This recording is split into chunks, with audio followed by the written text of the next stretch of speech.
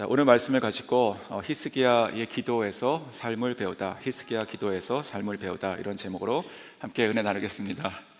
네, 히스기야 개인 인생에서 가장 위기의 순간을 지금 지나서 하나님께 감사, 찬송, 기도하고 있는 부분입니다. 오늘 본문을 읽으면 마치 그 다윗의 시편을 읽는 것 같은 그런 느낌이 나지 않습니까? 자, 오늘 본문은요, 그 세 가지로 세 부분으로 나눠지게 됩니다. 먼저 10절에서 13절까지 보시면 지금 히스기야가 자기가 죽게 된 그 상황의 그 심정을 지금 나타내고 있습니다. 그리고 14절에서 16절까지는 그때 어떻게 절박하게 기도했는가, 그 기도문이 나와 있고, 그리고 17절에서 20절까지는 그 생명을 연장받은 때의 그 감격과 그리고 감사의 고백을 지금 하고 있습니다. 그래서 21절과 22절은 사실 좀 순서적으로 보면 조금 이렇게 바뀌어 있다, 이런 생각이 듭니다. 자, 오늘 이 히스기야가 감사하고 있습니다. 또 기도하고 있습니다. 자, 이것을 통해서 우리가 삶에서 배워야 될 것이 무엇인가? 어제랑 이어지는 본문이죠. 그래서 오늘 본문은 어제 내용과 좀 달리 마치 좀 잠언을 읽듯이 혹은 시편을 읽듯이 그런 관점으로 묵상을 했고, 또 그것을 좀 나누겠습니다. 첫 번째, 저희가 이 히스기야의 기도, 또 찬송, 감사에서 배울 수 있는 인생은, 첫 번째는 인생의 어려움은 언제나 찾아온다는 사실입니다. 인생의 어려움은 언제나 찾아온다. 10절 제가 다시 한번 읽어드리겠습니다. 내가 말하기를 나의 중년에 수월의 문에 들어가고 나의 여생을 빼앗기게 되리라 하였도다. 어제 신문을 보셨으면 아시겠지만요, 어저께 그 멕시코 아카풀코라고 하는 그 휴양지에서 초강력 허리케인이 일어났습니다. 그래서 최소 27명이 지금 죽었고, 그리고 4명이 실종된 상태, 그렇게 어저께 확인이 됐었는데, 허리케인은 5개의 등급으로 나눠집니다. 그 강도에 따라서. 근데 이 허리케인은요, 시속 195마일의 허리케인입니다. 상상이 잘 안 되시죠? 그 초강력 5등급 그 허리케인입니다. 혹시 기억하시죠? 지난 8월 말이었던가요? 30일인가 31일인가? 그때 그 플로리다에서 그 허리케인 이달리아라고 하는 허리케인이 있었습니다. 그때 그 뉴스 영상을 보면 이렇게 그 고속도로에서 차가 가다가 뒤집히는 영상, 그리고 집에 있는 지붕들이 날아간 그런 화면들을 봤던 기억이 납니다. 그때의 그 허리케인이요, 시속 125마일 허리케인입니다. 그러니까 어저께 일어났던 그 허리케인은 그거에 상상할 수 없는 강력한 허리케인이죠. 어제 그 기사를 찾고 보면서 이렇게 쓰여져 있는 그 부분을 봤습니다. 멕시코 이 지역은, 그러니까 이 허리케인이 일어났던 이 지역은 원래 온화한 기후로 허리케인이 잘 일어나지 않아 대비하지 못했다. 자, 이렇게 쓰여 있었습니다. 그러니까 원래 이런 일이 있지 않는 곳인데 어떻게 이런 일이 일어났는가, 그런 얘기가 되는 것이죠. 8,400명 이상의 지금 군인들 아니면 경찰들 그렇게 지금 투입돼 가지고 복구 작업을 하고 있다, 그렇게 보았습니다. 자, 오늘 이 히스기야 왕도 똑같습니다. 이 히스기야가 기도하고 있는데, 고백하고 있는데, 오늘 10절을 보면 그와 같은 지금 상황이 일어났다는 것을 고백하고 있습니다. 10절에 보시면 여기 중년이라고 되어 있죠. 중년, 나의 중년에. 저희가 중년 그러면 저희들의 정서는 한 40대 이렇게 볼 수 있습니다. 실제로 이 히스기야는 그 당시 나이가 39살이었죠. 25세 왕이 되고 14년을 지금 했으니까요. 그러니까 그런 식의 중년도 볼 수 있는데, 그런데 이제 이 성경 원어의 뜻을 직역한 것을 보니까 날들의 고요함 때, 나의 인생의 날들의 고요한 때, 이런 때였습니다. 그러니까 이제 40대 이런 거하고 좀 틀리잖아요. 즉 그 생애의 정점, 이런 말이 되는 것이죠. 내가 살아가는 생애의 정점에 이런 일이 갑자기 일어났다, 그런 뜻입니다. 어떤 사람은 이것이 20대가 될 수도 있고요, 또 어떤 사람은 이것이 70대가 될 수도 있습니다. 한국의 최장수 그 교수님 중에 한 분, 김형석 교수님 아시죠? 그분이 지금 103세십니다. 103세. 근데 이분이 그 철학자고 이제 강의를 많이 하시는데, 이분이 했던 얘기가 하나 기억이 났습니다. 이렇게 얘기하더라고요. 사람이 60이 되니까 철이 들더라. 그래서 내가 지금 살아보니까 인생의 최황금기를 할 수 있는 것은 60에서 75세더라. 이렇게 자기를 돌아보고 있습니다. 자, 그러니까 여기서 말하는 이 중년이라고 하는 것은 꼭 40 정도를 얘기하는 것이 아니고 더 일찍일 수도 있고 또 나중일 수도 있는 것이죠. 중요한 것은요, 그때가 언제이건 나는 지금이 나의 인생의 정말 피크다. 나는 아무 문제가 없다. 나는 뭐든지 내가 원하는 것을 이제는 할 수 있겠다. 나의 꿈도 이룰 수 있겠다. 이제는 내가 살만하다. 라고 하는 그 순간이 될 것입니다. 바로 그러한 때에 갑자기 지금 히스기야 인생의 위기가 찾아온 것이죠. 저희도 그렇습니다. 또한 지금 히스기야는요, 지금 아수르가 턱밑까지 지금 차고 올라왔습니다. 45개의 남유다에 있는 모든 성들을 치고 지금 마지막 이 예루살렘 성을 향해서 지금 진군하고 있는 상태였습니다. 어제도 그런 말씀 나누셨죠, 우리 박 목사님이. 이 히스기야는요, 정말로 다윗처럼 그 나라를 사랑했던 사람이었죠. 다윗을 롤 모델로 삼았다, 이렇게 생각이 듭니다. 그래서 어떻게든지 하나님께서 기뻐하시는 것이 무엇인가, 내가 왕으로서 나의 역할이 무엇이고 내가 할 수 있는 것이 무엇인가 최선을 다했을 것입니다. 정말 진심이었던 사람이었습니다. 물론 인간적인 실수도, 그리고 애굽을 의지했던 그런 일도 있었지만 그렇습니다. 그래서 이 히스기야의 마음은 이 아수르로부터 자기가 지금 왕으로 있는 이 지금 예루살렘을 꼭 지키고 싶었을 것입니다. 자기가 꼭 지키고 싶었을 것이에요. 그런데 갑자기 그러한 때도 지금 이러한 위기가 찾아온 것이죠. 그래서 이 히스기야의 이 기도는 정말 자기 자신을 위한 그런 나 하나의 그런 생명을 위해서 기도했던 것이 아니라 동시에 하나님, 나도 살려주시고 이 나라도 살려주십시오 라고 하는 기도가 저는 같이 있었다고 믿습니다. 그래서 어저께 봤던 그 본문에서도 하나님께서 그 기도의 응답으로 말씀하신 것 중에 하나가 내가 아수르로부터 너희를 구하겠다, 이것이 그 응답에 들어가 있습니다. 그러니까 히스기야는 그런 것을 간구했다고 저는 생각이 들었습니다. 이와 같이 정말로 자기의 개인의 문제를 넘어서 자기가 지금 맡고 있는 자기 어떤 지경이잖아요. 거기에 자기 역할이 있는데 갑자기 이것을 내가 아무것도 할 수 없는 그 순간이 찾아온다는 것이죠. 잠언 27장 1절에도 이렇게 말씀하십니다. 너는 내일 일을 자랑하지 말라.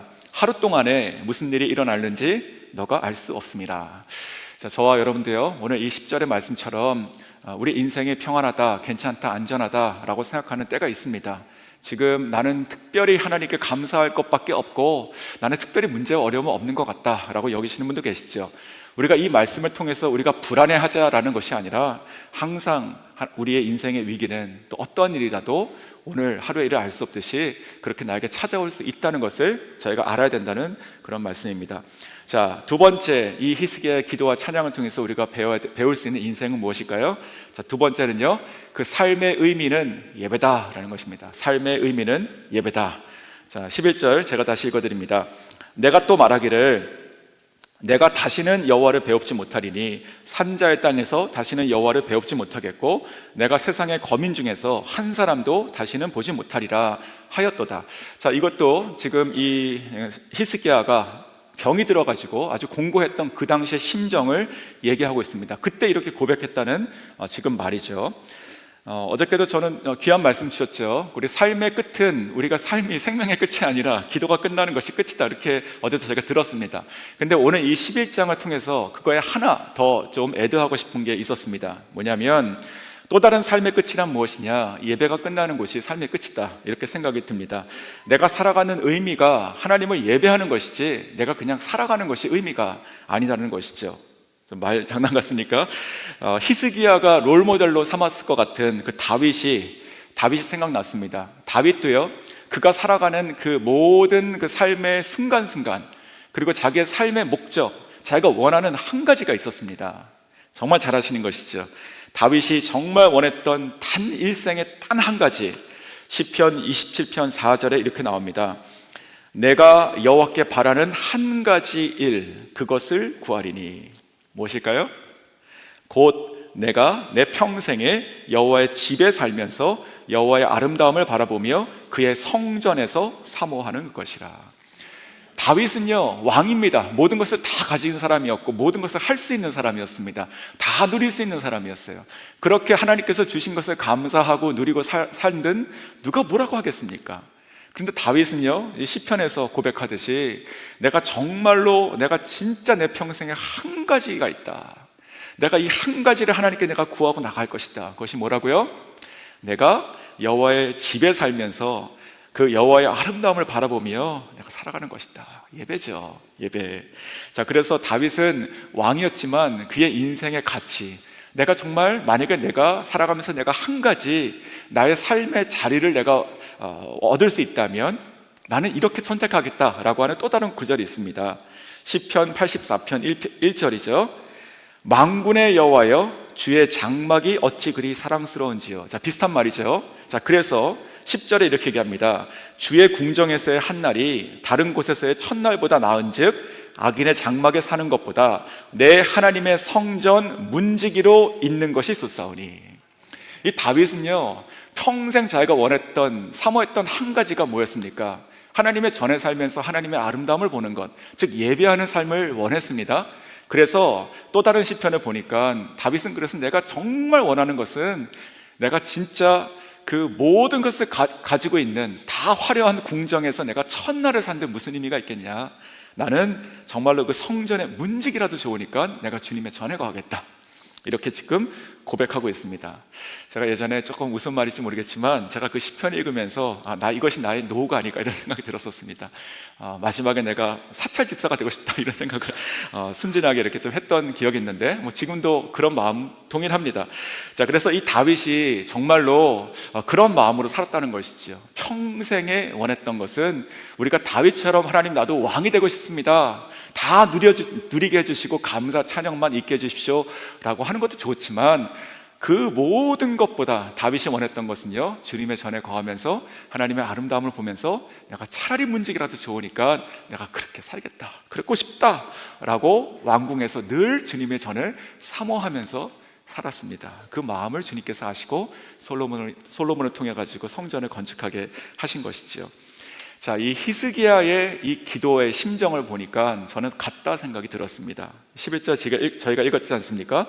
그 히스기야가 원했던, 자기가 살고 싶었던 그 이유 중에 하나가 그의 삶의 의미가 있었는데, 그것이 뭐냐? 바로 여호와를 배우는 것이다. 오늘 11절에 그렇게 얘기하지 않습니까? 내가 또 말하기를 내가 다시는 여호와를 배우지 못하리니, 내가 이제 이 병으로 내가 죽으면 내가 다시는 여호와를 배우지 못하리니. 자, 이것이 이유였다는 것입니다. 자기 생명보다도 더 중요한 것이죠. 물론 저희는 다 지금 그리스도 안에서 영생을 가지고 있고, 또 죽음이 끝이 아니고 영원한 것의 새로운 시작이죠. 그러니까 저희가 영원히 주님 앞에 설 것을 알고 있지만, 그래도 이런 마음으로 살아야 되는 것이 아니겠습니까?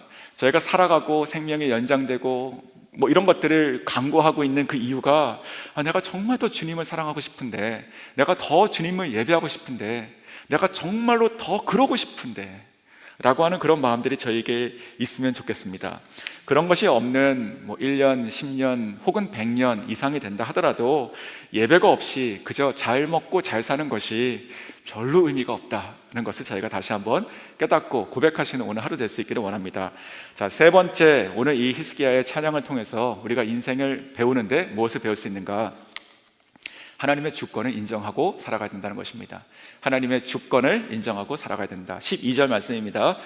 나의 거처는 목자의 장막을 거둠같이 나를 떠나 옮겨졌고, 직공이 배를 걷어 마름같이 내가 내 생명을 말았도다.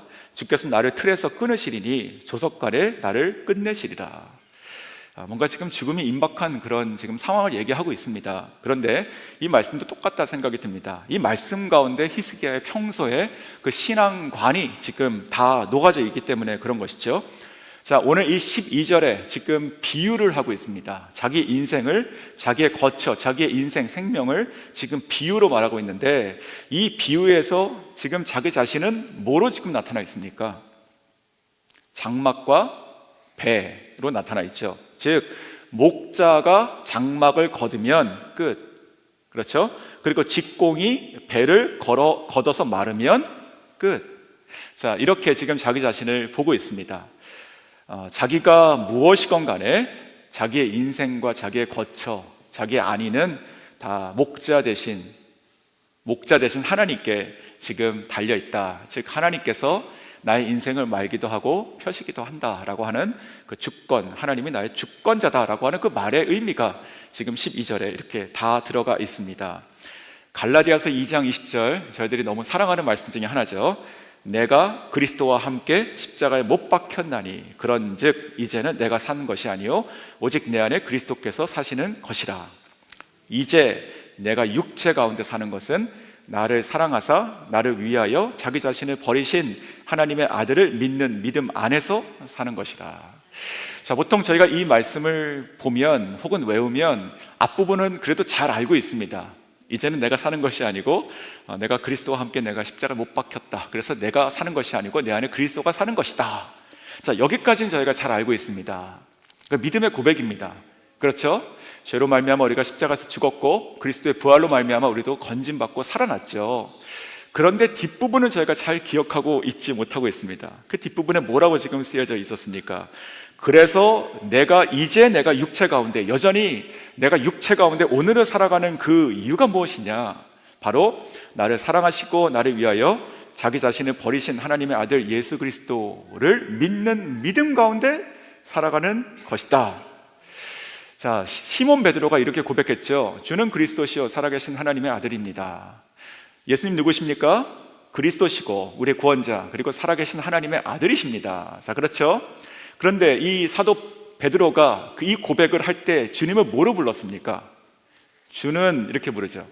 그러니까 예수님은 나와 관계가 없는, 그냥 예수님은, 내가 아는 예수님은, 나의 지식의 예수님이라고 하는 사람은 그리스도요 하나님의 아들이라고 칭함받는 사람입니다 라고 하는 것이 아니라 그분이 바로 나의 주인입니다 라고 고백하고 있지 않습니까? 예수님께서 예수님이 주라고 우리가 고백한다면 나는 당연히 종인 것이죠. 그렇죠? 우리가 하나님을 아버지라고 부르면 나는 당연히 자녀인 것이죠. 하나님을 왕이십니다라고 부르면 나는 당연히 백성인 것이죠. 그렇죠? 그러니까 이 관계라는 것은요, 한쪽만 있을 수 없습니다. 지금 이 성경에 있는 이 고백들이 똑같습니다. 그래서 오늘 이 12절을 보면 저희가 또다시 아는 것은 나의 인생을 펴고 말고 펴고 하시는 것은 내가 할 수 있는 것이 없다는 것이죠. 하나님께서 하신다는 것입니다. 하나님이 나의 인생의 주관자 되시고 주인이시다라고 하는 고백을 오늘 이 12절에서 봤는데, 저 여러분도 오늘 아침에 기도하실 때 하나님 나의 주인이십니다, 하나님께서 나의 인생에 나의 모든 문제를 다 펴시고 마르시고 펼치시는 정말로 주관자십니다 라고 고백하시고 살아갈 수 있기를 주님의 이름으로 축원합니다.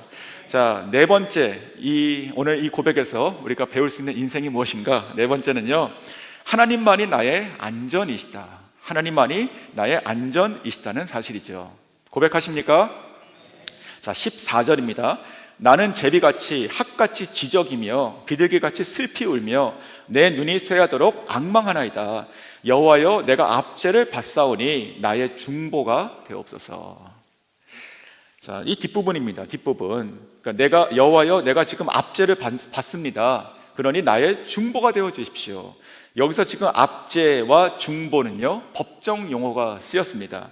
이 압제라고 하는 이 말의 뜻은요, 이런 것입니다. 채무자가 돈을 빌려준 사람이 내가 지금 갚을 길이 없어요. 내가 채무자예요. 근데 돈을 꿔준 사람이 나에게 매일 찾아오는 것이죠. 그리고 매일 두드립니다. 돈을 갚으라고요. 어떨 때 위협도 하고. 그때 우리의 마음이 어떻겠습니까? 짓눌리죠. 그렇죠? 마치 이 어깨에 큰 쌀을 몇 가마니 들고 있는 것처럼 이렇게 꽉 눌리죠. 그 표현이 바로 이 압제라는 표현입니다. 자, 그렇다고 돼 있어요. 그리고 나서 지금 이 히스기야가 내가 지금 그러한 심정이니까, 그러니까 하나님께서, 여호와께서 나의 중보가 되어 주십시오. 이 중보라는 말이 굉장히 어려운 말이잖아요. 근데 이 중보라는 말도 똑같습니다. 여기서 이 원어의 뜻을 찾아보니까요, 이것도 보증 혹은 안전, 이런 뜻입니다. 이게 법정 용어니까 이게 짝이 맞아야 되지 않습니까? 나를 이렇게 압제하는 채무자의 심정입니다. 그랬더니 뭔가 나의 보증이 되어 주십시오, 이것을 해결해 주십시오 라고 하는 그런 말이 되는 것이죠. 그래서 안전이다, 이렇게 볼 수 있습니다. 영어 성경은 그렇게 지금 번역을 했습니다. 그렇게 지금 바꿔서 제가 읽어드리면 훨씬 쉬운 것이죠. 내가 압제를 받사오니 나의 안전이 되십시오. 더 이해가 더 쉬우시죠? 나의 중보가 되십시오. 나를 위해서 기도해 달라는 것인가? 그런 뜻이 아니라 나의 안전, 나의 보증, 나를 지키시는 안전이 되어 주십시오 라고 지금 얘기하고 있는 것이죠. 하나님께서는요, 우리의 안전이시죠. 오늘 이 14절 나와 있는 앞부분처럼 제비가 핫같이, 비둘기같이 아무리 애를 쓰고 지적이고 하더라도 안 되는 거예요. 나를 짓누르고 있는 이 버거움들은 아무도 해결해 줄 수가 없는 것입니다. 내가 아무리 그렇게 소리쳐도 하나님께서만이 우리들의 중보, 안전, 보증이 되어주심을 믿으시기 바랍니다. 다윗도, 지금 제가 일부러 지금 이 히스기야하고 다윗을 좀 비교하고 있습니다. 왜냐하면 이게 지금 시편 같아서 그렇습니다. 다윗도 저는 그런 입장에서 보면 그 신비스러운 사람이다, 이렇게 생각이 늘 갖게 됩니다.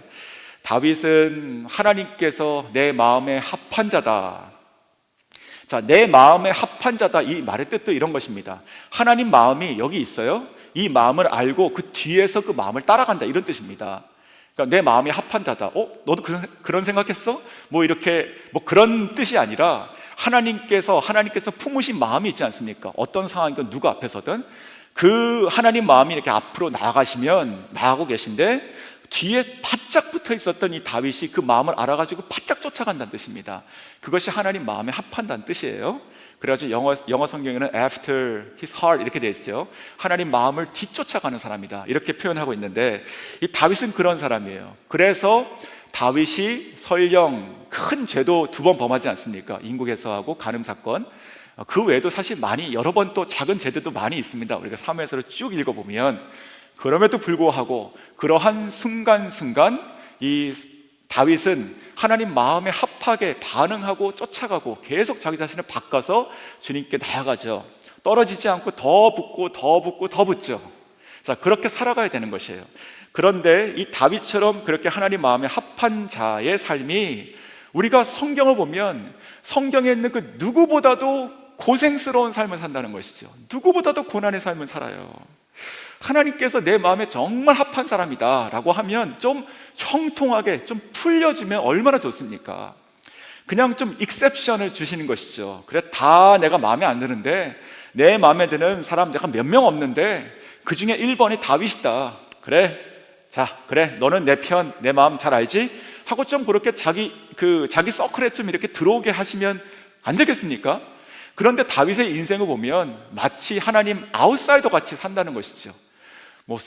수년 동안 10년 이상 광야에서 도망자로 살고, 그리고 거지처럼 살고, 미친 척 해가지고 겨우 살고, 자기 사람 모이는 거 보니까 다 세상에 억울한 자, 다 빚진 자들만 모여있고, 내가 지금 뭐 하겠나? 기름 받고 내가 지금 왕이라고 하나님 말씀하셨는데 내 인생 보니까 그냥 광야고 흙밖에 안 보이고, 그런 삶을 얼마나 지독하게 살아갑니까? 그런데 다윗이 그러한 순간에도 오직 하나님만 바라보고 살아갔다. 그것이 신비입니다. 신비. 그렇지 않습니까? 저는요, 이것을 깨닫기 위해서 우리가 다윗처럼 몰려지고 살지 않길 원합니다. 성경을 보고 그냥 깨닫고 빨리 하나님 맞습니다 하고 딱 이렇게 해야지 저희가 좀 덜 고생할 것 같아요, 신앙생활 하면서. 자, 그래서 좀 찾아봤습니다. 시편을 쭉 보다가 다윗이 그 아비멜렉 앞에서 미친 척 하다가 도망가게 되죠. 그 도망가가지고 쫓겨날 때 지은 시편이 있습니다. 시편 34편이에요. 시편 34편 보면 그렇게 적혀 있습니다, 맨 위에. 자, 시편 34편 7절에 이렇게 말씀하시죠. 여호와의 천사가 주를 경외하는 자를 둘러 진치고 그를 건지시는도다. 자, 지금 미친 척하고 도망가면서 하나님 나에게 왜 이런 일이 있습니까? 어디 계십니까? 이렇게 하지 않고 내가 지금 하나님께서 또 보호하셨구나, 이렇게 얘기하고 있지 않습니까? 그런데 이 시편에 보면 이렇게 돼 있어요. 여호와의 사자가, 하나님의 천사가 주님을 경외하는 자, 나죠. 주님을 경외하는 자를 둘러서 진쳐서 건지신다. 자, 두루gun만 있어도 얼마나 든든할까요? 천사가 나를 지금 두르고 있어요. 사방으로 혹은 팔방으로 이렇게 두르고 있어요. 그러면 굉장히 든든하겠죠. 그런데 이 시편의 고백은요, 그 정도가 아닙니다. 둘러 있는 것뿐만이 아니고 진을 치고 있대요. 진을 치고 있는 것을요, 이게 지금 군대 느낌이니까 이렇게 바꿔서 생각하시면 딱 맞아요. 그냥 한 군대가, 이게 중대건 대대건 와가지고요, 그냥 내 주변에 막살을 치는 거예요. 군대 막살을. 그 안에 가득 있는 것이죠, 이 천사가. 그와 같이 나를 꽉 지금 겹이 이렇게 진치고 두르고 이렇게 나를 건지시고 있답니다. 그러니까 나는 안전하죠. 그렇지 않습니까? 절대로 우리가 외롭고 혼자 있고 떨어져 있고 있지 않다는 고백을 어디서 했다고요? 광야에서요. 언제요? 미친 척하고 도망가는 그 아주 급박한 상황에서 하고 있다고요. 이것이 다윗의 영성. 이 영성이 어디서 하나님께서 보고 기뻐하시는 것이죠. 와, 얘 봐라, 진짜 이러한 순간에도 내 마음을 딱 붙어있네. 이러한 순간마저도 나를 찬양하네. 정말 좋으신 것이죠. 이 하나님은요, 이 시편이 굉장히 어렵지 않습니까? 뭐 스토리가 아니고 다 비슷비슷해 보이고, 근데 시편을 읽으면 진짜 어떻게 다윗은 이와 같은 사람이었을까 생각, 감탄에 감탄밖에 안 됩니다. 진짜 나도 살아가면서 이 다윗의 시편 같은 거 진짜 제대로 나의 인생 가운데 한 편 정도 고백하고 갈 수 있을까, 이런 생각마저 듭니다. 다윗이 정말 그런 사람이었다는 것이죠. 오늘 이 히스기야도 비슷해 보입니다. 비슷해 보여요.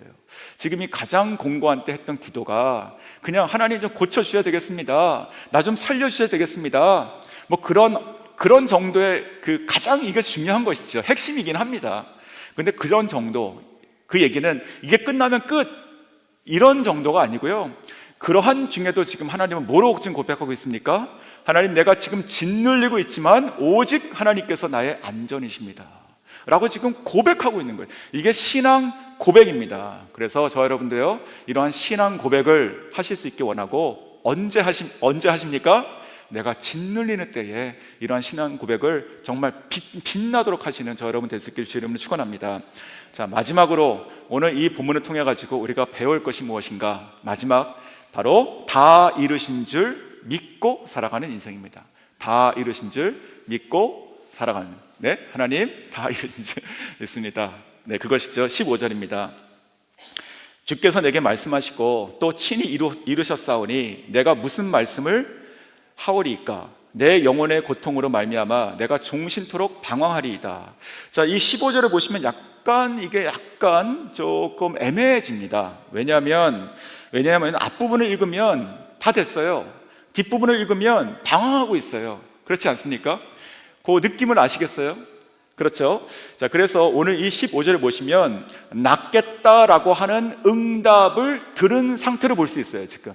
왜냐하면 여기서 이렇게 말했잖아요.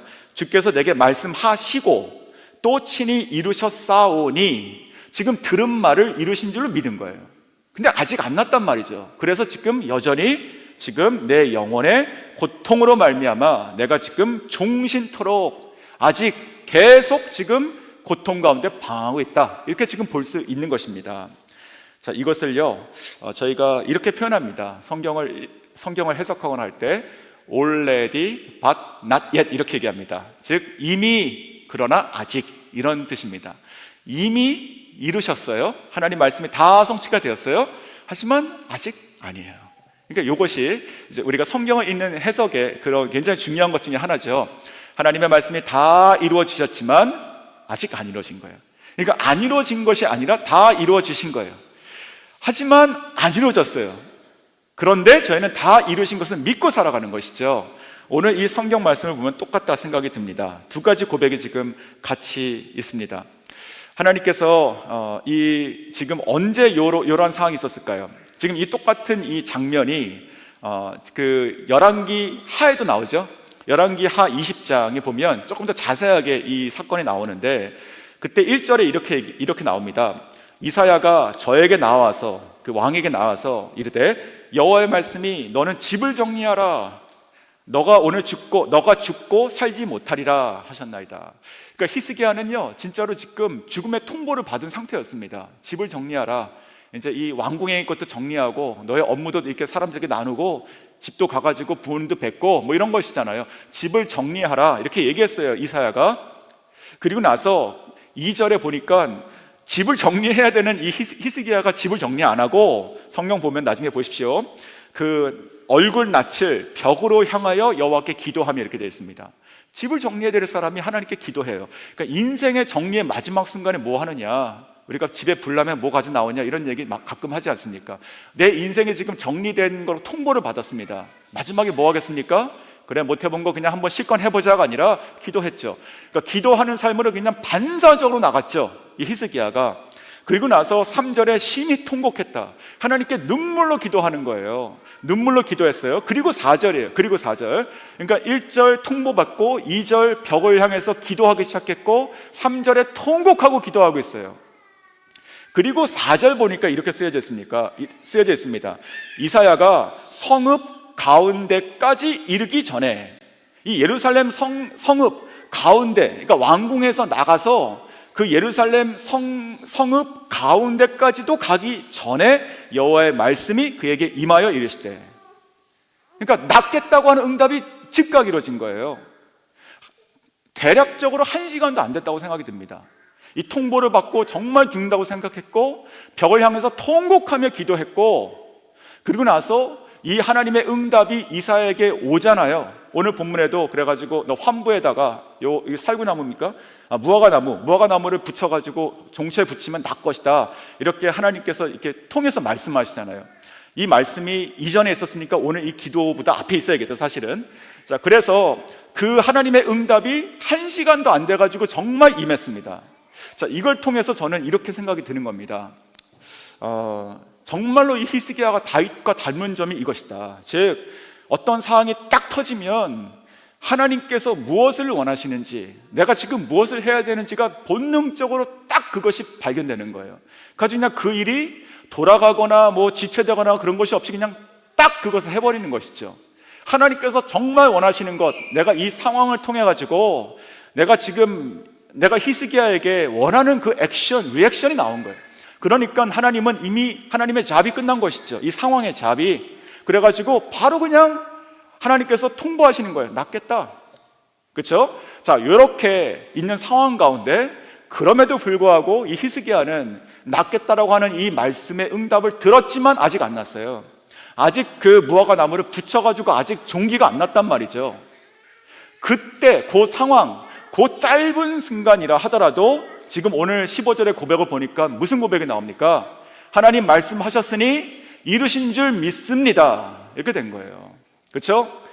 하나님 말씀하셨는데 저 아픕니다 이렇게 안 하고 저 아픈데 말씀하셨으니 이루신 줄 믿습니다, 아멘 했단 말입니다. 이것이 신앙입니다.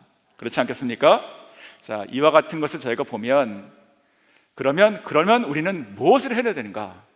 16절이 결론입니다. 오늘 제 말씀의 묵상의 결론, 16절 끝에 보시면 이렇게 되어 있습니다. 원하건대 나를 치료하시며 나를 살려주옵소서. 무엇입니까? 기도. 이루신 줄 믿고 끝까지 확신을 가지고 기도하라. 이것이 바로 저희가 오늘 아침에 적용할 수 있는 우리 신앙에 굉장히 중요한 그런 한 가지 좀 나누고 싶은 것이었습니다. 그렇게 됐을 때 어떻게 됩니까? 그렇게 됐을 때 이제 17절에 정말 이 모든 고통을 통해서 보니까 하나님은 나에게 평안을 더해 주시는구나 고백이 나오는 것이고, 18절에도요 사망이 주를 찬양하지 못한다, 나는 살았다라는 것이죠. 19절에 오직 산자가 주께 감사한다, 지금 감사하고 있습니다. 20절에 뭐라고 되어 있습니까? 우리가 종신토록 여호와의 전에서 수금으로 진짜 노래를 주님께 올려드린다 라고 지금 기쁘게 찬양하고 있습니다. 사랑하는 성도 여러분, 말씀을 정리하겠습니다. 인생의 위기는요 우리의 삶의 정점에 우리가 생각하는 아무 문제가 없고 내가 모든 것을 완비했다는 그 순간에 언제든 찾아올 수 있습니다. 하나님만이 우리의 주권자시고 주인이시죠. 우리가 오직 어느 순간에도 하나님께서 모든 것을 다 아시고 인도하시고 또 이루신 것을 믿고, 또 어떠한 순간이라도 우리는 오직 주님을 우리의 보호와 안전으로 삼고 끝까지 기도하시며 하나님을 찬양하시는 여러분 될 수 있게 주의 이름으로 축원합니다.